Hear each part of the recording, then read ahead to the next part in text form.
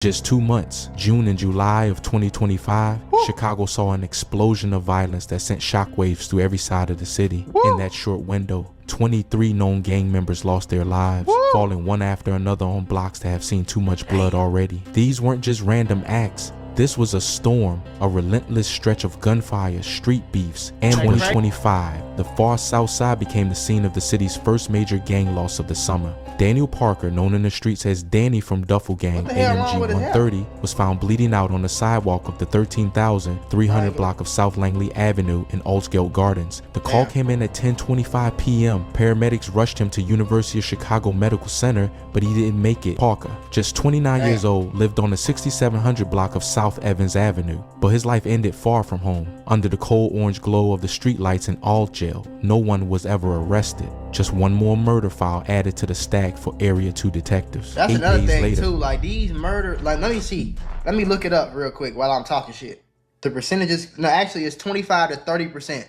So you got a 70% chance of getting away with murder in Chicago. That is fucking insane. The violence had moved northwest. On June 10, 1400 block of North Artesian Avenue in the West Town neighborhood, Dayon Fiazel, a shorty from back in 1400 known as Dayon, tried to hit a lick not knowing this would be his last move. Just after 10:45 p.m., Dayon pulled up on a man getting things out of his car and tried to rob him, but this would-be victim had a concealed carry license.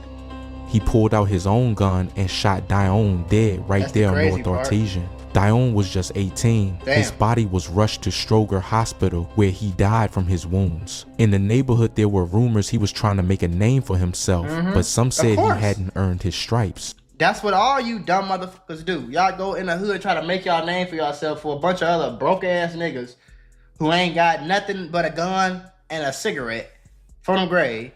And you out here trying to prove yourself, prove how gangster you is for the next dude to accept you into their gang. Like, man, y'all better take y'all ass to school, boy. Another man shot it in the ankle. The shooters disappeared before the blood had dried, and the city would awake to another double homicide and another set of unanswered questions. 4 days later, June 25th, the 1200 block of South Springfield Avenue in North Lawndale was the scene of one of the most brazen murders of the summer.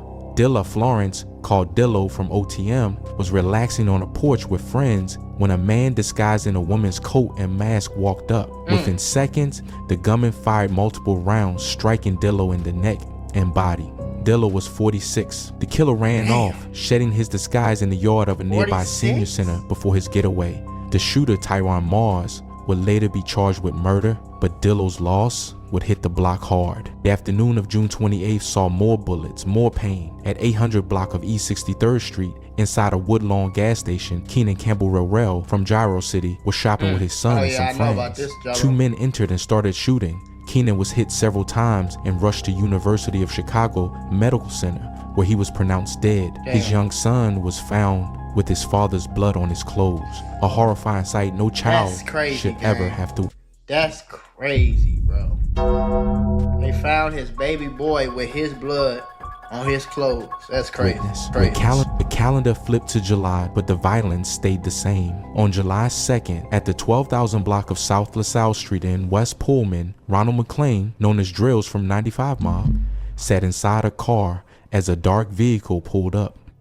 Shots were fired. Drills. One striking him in the head. I think this the dude that died that started that little war with when Mellow Buck's party got shot up and all that.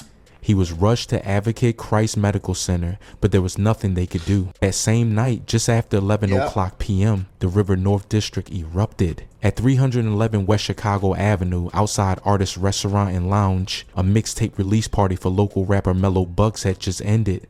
As a crowd milled outside, a dark-colored car pulled up and someone opened fire. In seconds, 4 people lay dead, and at least 14 others were injured. Among the fallen, Leon Andrew Henry, L. Peasy from NLMB, and Devontae Terrell Williamson, Vontae from WAP Gang. Both were young, both deeply loved by family and friends. Williamson had just gotten his CDL and was a loving father to his young daughter. Among the dead was also 26-year-old Taylor Walker. I feel like I went to school with her or something.